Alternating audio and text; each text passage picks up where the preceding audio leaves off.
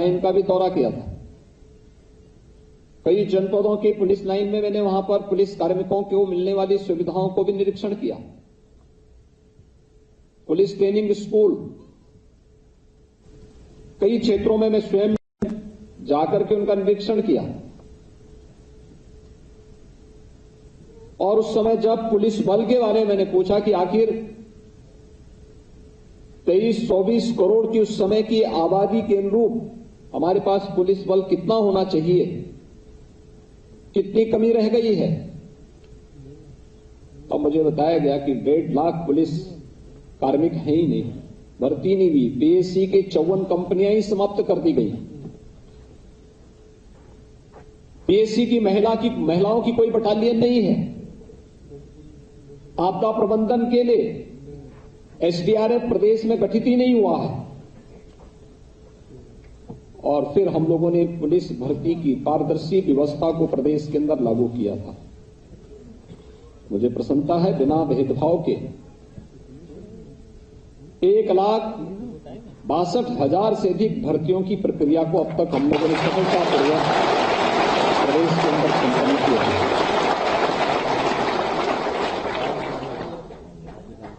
भर्तियां करना ही उचित उसका समाधान नहीं था। भर्ती होने वाले कार्मिकों की उचित ट्रेनिंग की व्यवस्था भी हो। ट्रेनिंग की क्षमता को दुगनी तिगुनी किया गया।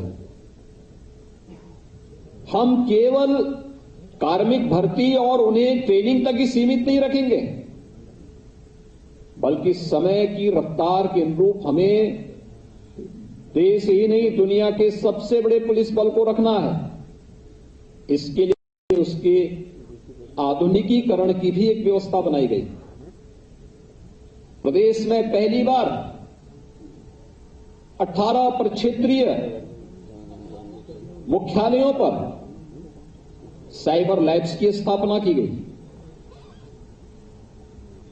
एफएसएल की जो लैब्स थी उनकी स्थापना के लिए भी प्रदेश सरकार के स्तर पर कार्रवाई आगे बढ़ाई। जो पहले 4 थी उसे बढ़ाकर के 12 तक पहुंचाई गई। प्रदेश के अंदर एसएसएफ का गठन किया गया, स्पेशल सिक्योरिटी गार्ड, और अन्य हरेक क्षेत्र में कुछ न कुछ नया करने का परिणाम है। विगत 5 वर्ष के अंदर जो कार्य हुए, जिस फील्ड में हम लोगों ने कार्य किया और जिस तत्परता के साथ हम लोग लेकर के आए, जिस जवाबदेही के साथ एक टीम वर्क काम किया, आज उसका परिणाम है कि उत्तर प्रदेश की कानून व्यवस्था देश के लिए एक नजीर बनी हुई है। हम प्रयास करेंगे तो परिणाम भी हमारे पक्ष में आएगा।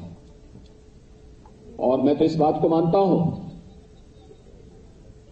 कि उत्तर प्रदेश ही नहीं, देश के इतिहास में पहली बार होगा। अक्सर पुलिस की कार्यप्रणाली सरकारों को कटघरे में खड़ा करती थी।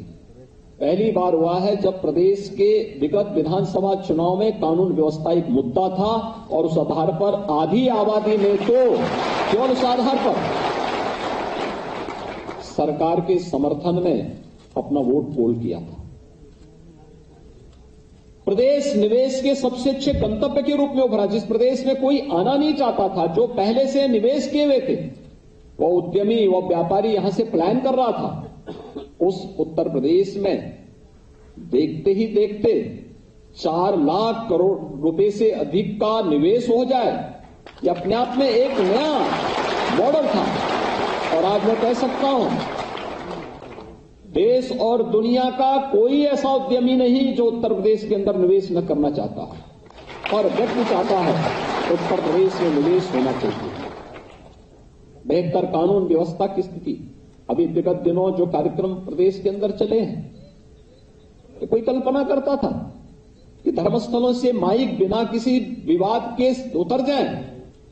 यह भी हुआ है प्रदेश में। ये कोई मानता था कि कोई भी सड़कों पर कोई धार्मिक कार्यक्रम नहीं होंगे? यह भी संभव हुआ है। इसने प्रदेश की छवि को बदला कि वाह, उत्तर प्रदेश में क्या हो रहा है। उत्तर प्रदेश ने तो कुछ आमूलचूल परिवर्तन करके रखे हैं और ये एक सजग पुलिस बल के बल पर और पुलिस की धमक जो एक अपराधी के मन में भय पैदा करे, लेकिन एक कॉमन मैन के मन में एक सम्मान का भाव भी पैदा करे। और वही आज उत्तर प्रदेश पुलिस उसी दिशा में अग्रसर हुई है और उसे उसी मार्ग पर आगे बढ़ करके अपनी मंजिल को प्राप्त करना है। और इसी दृष्टि से आज यहां पर हम सब एकत्र हुए हैं। इसके लिए हम लोगों ने पुलिस के जवानों और पुलिस के अधिकारियों के लिए बुनियादी सुविधाओं को भी वहां पर देने का कार्य किया। बैरक नहीं थे। मैं जब लखनऊ पुलिस लाइन में गया दोपहर में अचानक में गया था, मैंने किसी को नहीं बताया था। उस समय यहां पुलिस कमिश्नरेट नहीं था, यहां के एसएसपी को नहीं, डीआईजी को नहीं, एडीजी जॉन को भी नहीं बताया था मैंने, डीजीपी को भी नहीं बताया, यहां पे अपर मुख्य सचिव गृह को भी नहीं बताया।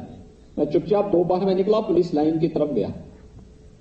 पुलिस लाइन में मैं दोपहर में पहुंचा और जब लखनऊ पुलिस लाइन में मैंने देखा, मैं अचानक गया वहां पर। मैंने पुलिस लाइन में कुछ निरीक्षण करने के बाद में मैंने कहा भी बैरक कहां है, कहां पुलिस कार्मिक रहते हैं। अब आश्चर्य करेंगे, पुलिस के 2 जवान वहां पर जो रात्रि की ड्यूटी में अपने रहे होंगे, दोपहर में सो रहे थे, आराम कर रहे थे। मैं देख रहा था कि ऊपर से पूरी छत टूटी हुई थी, एस्बेस्टस की सीट थी, एस्बेस्टस भी गायब था ऊपर से, और उसके नीचे एक टूटी हुई चारपाई में वो जवान लेटे हुए थे। मैं जैसे वहां अंदर गया तो वो जवान अपना आंख मलते हुए मेरी तरफ देखा। मैंने कहा नहीं, आप सही देख रहे हैं, लेकिन आप यहां पे इस ऐसे में कैसे रहते हैं? यहां तो सांप होंगे, बिच्छू होंगे, आप लोगों को भय नहीं लगता? बेचारा संकोच में आ गया। मैंने कहा नहीं, आप आराम करिए, मैं आपको डिस्टर्ब करने के लिए नहीं आया, मैं केवल देखने के लिए आया। और फिर मैं आया, मैंने कभी गृह विभाग की बैठक ली। मैंने कहा आखिर अच्छी बैरक क्यों नहीं बन सकते? कहा पैसा लगेगा। मैंने कहा कितना पैसा लगेगा? एक साथ मैंने उस समय 6,000 करोड़ रुपए की परियोजनाओं को उत्तर प्रदेश पुलिस बल और गृह विभाग के लिए स्वीकृत किए और हमने कहा देखो, पुलिस की जहां पुलिस लाइन नहीं वहां पुलिस लाइन की स्थापना करो। हर पुलिस लाइन में महिला और पुलिस कार्मिकों के लिए बैरक की स्थापना हो, अच्छी और पर्याप्त जगह उन्हें प्राप्त वहां मिले। हर थाने में भी इस प्रकार की व्यवस्था दी जाए, पुलिस चौकियों में भी सुविधा दी जाए। आधुनिकीकरण के साथ साथ उनकी बुनियादी सुविधाओं की ओर भी हमें ध्यान देना होगा और उन बुनियादी सुविधाओं को आगे बढ़ाने के क्रम में आज मुझे प्रसन्नता है कि हम लोगों ने विगत 4-5 वर्षों के अंदर जिस कार्यक्रम को आगे बढ़ाया था उसमें से 144 परियोजनाएं आज पूर्ण हुई हैं, अत्याधुनिक सुविधाओं से युक्त हैं। और उन अत्याधुनिक सुविधाओं से युक्त इन सभी कार्यक्रमों को जब कोई जवान दिन में 8 घंटे 10 घंटे, कभी कभी इमरजेंसी के समय उसे 12-12 घंटे 24-24 घंटे ड्यूटी भी करनी पड़ती है। मैं स्वयं देखता हूं, बहुत बार ऐसी स्थितियां आती है। मुझे भी स्वयं बहुत बार मैं देखता हूं, सुबह 6 बजे से मेरी जब दिनचर्या प्रारंभ होती है, रात्रि भर जगना पड़ता है जब कानून व्यवस्था की कोई समस्या पैदा होती है। और रात्रि भर मुझे भी पूरी टीम के साथ जगना पड़ता है, रुकना पड़ता है, देखना पड़ता है, जब तक कि हम सफलता के किसी एक निष्कर्ष पर नहीं पहुंच जाते हैं, तब तक हम लोग प्रदेश की कानून व्यवस्था के साथ किसी भी प्रकार की कोई खिलवाड़ स्वीकार नहीं कर सकते। और उन स्थितियों में मैं देखता हूं जवान या अधिकारी, पुलिस के अधिकारीगण बाहरी क्षेत्रों में उन स्थितियों को संभालने में जब अपनी पूरी ताकत लगाते हैं, हम लोगों को भी रुकना पड़ता है। लेकिन जब वह अपनी ड्यूटी के बाद 8 घंटे 10 घंटे 12 घंटे 15 घंटे या 20 घंटे की ड्यूटी के बाद जब वापस आए और तब भी उसको लेटने के लिए जगह न मिल सके, सुरक्षित स्थान न मिल सके, साफ सुथरी जगह न मिल सके, मेस में भोजन अच्छा न मिल सके, कितने दिन वह काम कर पाएगा? एक चैलेंज था हमारे सामने। और मुझे प्रसन्नता है ये सभी परियोजनाएं एक एक करके अब पूरी होती भी जा रही हैं और हम बहुत शीघ्र उत्तर प्रदेश के उत्तर पुलिस बल को हम लोग बेहतरीन अत्याधुनिक सुविधाओं से युक्त बैरक और उनके आवासीय सुविधाओं को उपलब्ध कराने में सफल होंगे। और उसी की आज प्रथम चरण यहां पर संपन्न हो रहा है। जिसमें आज 144 परियोजनाओं का लोकार्पण का कार्यक्रम यहां पर संपन्न हुआ है। मैं इसके लिए हृदय से बधाई देता हूं, अपनी शुभकामनाएं देता हूं।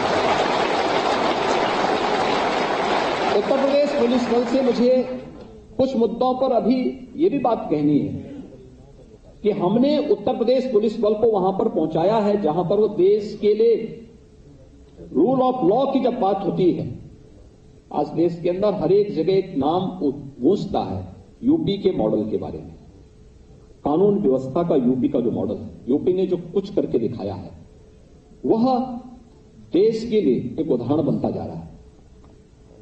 लेकिन अभी भी हमें इस बात को देखना होगा, हमने तकनीक अपनाया है,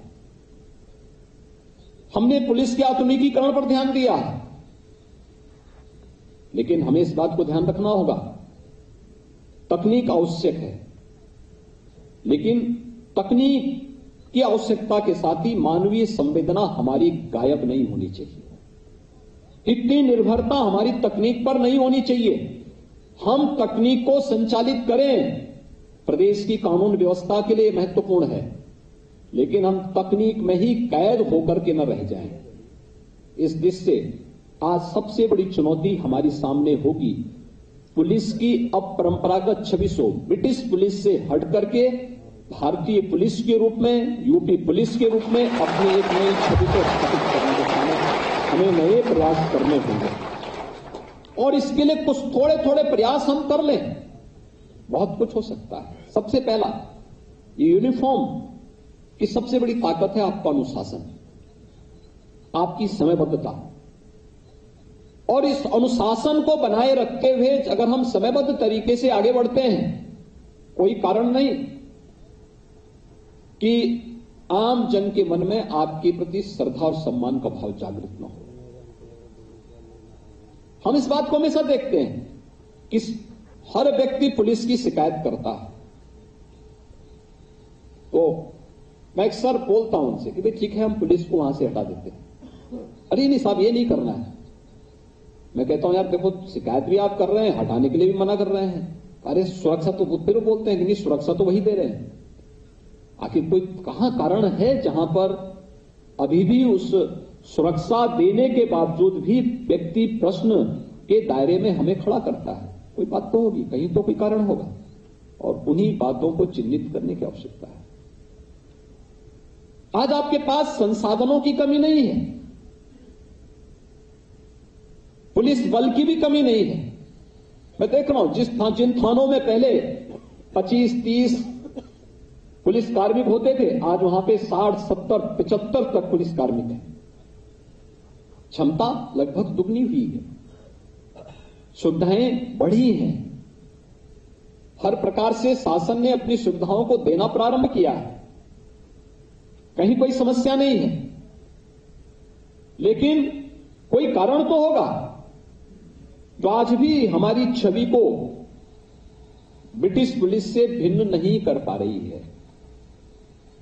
देश की आजादी के 75 वर्ष इस देश ने अभी हर्षोल्लास के साथ, उत्साह और उमंग के साथ आदरणीय प्रधानमंत्री जी के मार्गदर्शन और नेतृत्व में पूरे देश ने आजादी का अमृत महोत्सव मनाया है।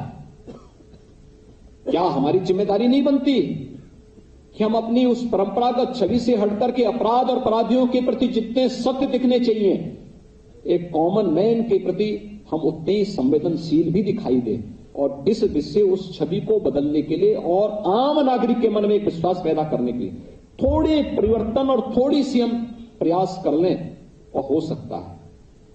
खासतौर पर आपने देखा होगा, एक तो आने वाले किसी व्यक्ति के साथ प्यार से संवाद करना, बातचीत करना। कोई व्यक्ति शिकायत लेके आ रहा है, उसकी शिकायत जायज भी हो सकती है और नाजायज भी हो सकती है। हम उसकी शिकायत को सुने, देखें, और फिर मेरिट के आधार पर उसके निस्तारण की कार्रवाई को समयबद्ध तरीके से कर लें। मेरिट हमेशा हमें ध्यान रखना होगा। कोई भी व्यक्ति जो उत्तर प्रदेश की इस 25 करोड़ की आबादी का है, या उत्तर प्रदेश में आने वाला है, या उत्तर प्रदेश के अंदर रह रहा है, उस प्रत्येक व्यक्ति की सुरक्षा हमारी जिम्मेदारी है। और हमारे माध्यम से उसको सुरक्षा का एहसास करने का भी पूरा अधिकार होना चाहिए। इस दृष्टि से हम सबकी जिम्मेदारी बनती है कि हम उसके साथ पहले बहुत अच्छे व्यवहार से उसके सामने अपने व्यवहार के माध्यम से उसके मन में एक अच्छी छवि प्रस्तुत करें, फिर मेरिट के आधार पर उस समस्या का निस्तारण करने में अपना योगदान दें। कुछ हम प्रयास करें तो बहुत कुछ परिवर्तित हो सकता है। और खासतौर पर हम देखते हैं अक्सर ट्रैफिक, हमने विगत दिनों कुछ कार्यक्रम चलाए थे कि जितने टैक्सी स्टैंड हैं जिनको फर्जी तरीके से, कुछ गलत तरीके से तत्व घुस करके कहीं पर भी चौराहे पर अवैध वसूली करने लगते हैं, इन सबको हटाओ, सख्ती से रोको, सख्ती की जानी चाहिए इन पे। अवैध टैक्सी स्टैंड को, बस स्टैंड को, किसी प्रकार के अवैध और अनैतिक गतिविधियों को हम रोक सकते हैं। संवाद बनाना पड़ेगा, प्रशासन के साथ संवाद बनाना पड़ेगा। हमारी कार्य पद्धति किसी भी प्रकार की अवैध और अनैतिक गतिविधि के लिए भय पैदा करने वाला होना चाहिए। फुट पेट्रोलिंग, अब इतने पुलिस कार्मिक आज के दिन पर हैं कि हम फुट पेट्रोलिंग अलग अलग दिशा में, अलग अलग समय में कर सकते हैं। PRB 112 का बेहतरीन उपयोग कर सकते हैं। लोगों के मन में एक विश्वास होना चाहिए। मुझे याद है अभी 3 दिन पहले आर्मी से जुड़े हुए एक बहुत सीनियर अधिकारी अपने परिवार के साथ यहां मुझसे मिलने के लिए आए थे। उन्होंने कहा मैं रिटायरमेंट के बाद हम लोग यहीं यूपी में ही रह रहे हैं। मैंने कहा यहां लखनऊ कैसे आए? उन्होंने कहा मैं अपनी कार को स्वयं ड्राइव करके आया। मैंने आश्चर्य व्यक्त किया। मैंने कहा इतनी दूरी आपने तय की है, लखनऊ आए? तो उनकी धर्मपत्नी बोल पड़ी। उन्होंने कहा यूपी में हमें डर नहीं लगता है, अब हम लोग चल रहे हैं पूरी तरह, कहीं कोई समस्या नहीं। उन्होंने कहा कि हम लोग जब चले थे सायकाल और लखनऊ के लिए प्रस्थान किए तो उन्होंने कहा हर चौराहे पर हमें पुलिस कार्मिक दिखाई दिए, कि आपकी PRB 112 दिखाई दी। लेकिन पब्लिक के मन में एक विश्वास है, PRB 112 चौराहे पर है, रात्रि के समय उसकी फ्लश लाइट जल रही है। एक कॉमन मैन के लिए वह एक विश्वास है, सुरक्षा का विश्वास। और यही नहीं, एक अपराधी के लिए वह एक भय भी है कि गलत करेगा तो फिर यही बत्ती उसे अंदर भी करवा देगी। एक भय दिखना चाहिए। CBSE बोर्ड की एक बालिका जिसने अभी हाल ही में CBSE बोर्ड की परीक्षा में सेकेंडरी हायर एजुकेशन में उसने टॉप किया है, पूरे देश के ऑल इंडिया टॉपर है, वो यूपी की है, शामली की। वह बेटी मुझे मिलने के लिए आई थी और मिलने के बाद अपने परिवार के साथ आई। उसके बाद जब वापस जा रही थी तो मीडिया के लोग मिल गए। मीडिया के प्रतिनिधियों ने पूछा होगा कि कहां से आए? उन्होंने कहा मैं शामली से आई हूं। आप सोचिए, शामली ये वही जगह है जहां किराना का पलायन होता था, कांधला में पलायन होता था। जब उससे पूछा गया कि आपको डर नहीं लगता, उन्होंने कहा साहब तो बेटी, अब कहां हम लोगों को भय लगता, तो हम लोग बहुत उसके साथ घर के बाहर जा सकते हैं, बाजार जा सकते हैं, स्कूल जा सकते हैं, कहीं कोई भय नहीं है। यानी CBSE बोर्ड को टॉप करने वाली हाई स्कूल की एक बालिका इस रूप में इतनी बेझिझक अपनी बात को कहती है। ये चीजें दिखती हैं। पुलिस ने कुछ मोर्चों पर काम किया, लेकिन अभी बहुत कुछ किए जाने बाकी है। वर्तमान में युवा पीढ़ी के सामने जो सबसे बड़ी चैलेंज है वह है नशा। नशा के कारोबारी युवा पीढ़ी के भविष्य के साथ खिलवाड़ कर रहे हैं और इसलिए नशा के खिलाफ उत्तर प्रदेश पुलिस बल को अब एक बृहद अभियान छेड़ना होगा।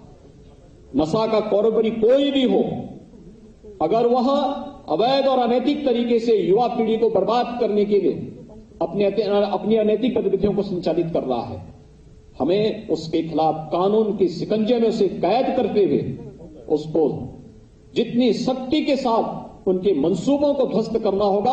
हमें उतनी शक्ति के साथ उसके खिलाफ अपने अभियान को आगे बढ़ाना होगा। और इस दृष्टि से चाहे वह ड्रग के कारोबारी हो, जहरीली शराब के कारोबारी हो, या कोई भी इस प्रकार के अनैतिक और अवैध गतिविधि में लिप्त जो अपनी पूरी युवा पीढ़ी के खिलाफ एक षड्यंत्र कर रहे हो, यह अपने आप में एक राष्ट्रीय अपराध है। उस अपराध और ऐसे अपराधियों के खिलाफ हमारी एक नई मुहिम प्रारंभ हुई है और इस मुहिम में उत्तर प्रदेश पुलिस बल को पूरी मजबूती के साथ आगे बढ़कर के कार्य करना होगा, क्योंकि यह देश को बचाने की एक मुहिम होगी। आज हमारी सबसे बड़ी ताकत देश के अंदर हमारा यूथ है। सबसे बड़ी आबादी यूपी में निवास करती है और हम गर्व के साथ कहते हैं कि हमारे पास देश का सबसे अच्छा यूथ है, सबसे जुझारू यूथ है। इस युवा पीढ़ी के भविष्य के लिए हमें किसी माफिया और किसी भी ऐसे अपराधी को कोई छूट नहीं देनी चाहिए जो युवा पीढ़ी के भविष्य के साथ खिलवाड़ कर रहा हो। मुझे पूरा विश्वास है कि विगत 5 वर्ष के अंदर जिन कार्यक्रमों को लेकर के यूपी पुलिस बढ़ी है, उन कार्यक्रमों को सफलतापूर्वक आगे बढ़ाने के साथ ही हम प्रदेश के अंदर कानून का राज स्थापित करने के शासन की इस मंशा के अनुरूप अपने कार्य पद्धति को आगे बढ़ाएंगे। पुलिस कार्मिकों को दी जाने वाली इन सुविधाओं को और बेहतरीन करने की दिशा में सरकार पूरी तरह प्रतिबद्ध है। आज एक बार फिर से मैं गृह विभाग को प्राप्त होने वाले जो 144 परियोजनाएं हैं, यानी अभी काफी कम है, अभी तो ये 1/4 है। अभी इससे जो है 2/3 से अधिक 3/4 से अधिक परियोजनाएं ऐसी हैं जिन पर कार्य चल रहा है। हम कार्मिक रूप से उन्हें पूरा करते हुए बेहतरीन सुविधाएं हर एक पुलिस लाइन में, हर एक थाना और पुलिस चौकी में भी उपलब्ध करवाने का कार्य करेंगे। मैं एक बार फिर से इन सभी परियोजनाओं को उत्तर प्रदेश पुलिस बल को हृदय से बधाई देता हूं, अपनी शुभकामनाएं देता हूं। धन्यवाद। जय हिंद। बहुत बहुत धन्यवाद माननीय मुख्यमंत्री महोदय। आपके बहुत बहुत धन्यवाद माननीय मुख्यमंत्री महोदय। आपके सुझाव और दिशा निर्देश निश्चित रूप से उत्तर प्रदेश के पुलिस बल को आपके निर्देशन में व्यावसायिक दक्षता के शीर्ष पर ले जाएंगे। और अब मैं आज इस कार्यक्रम में धन्यवाद ज्ञापन के लिए अपर पुलिस महानिदेशक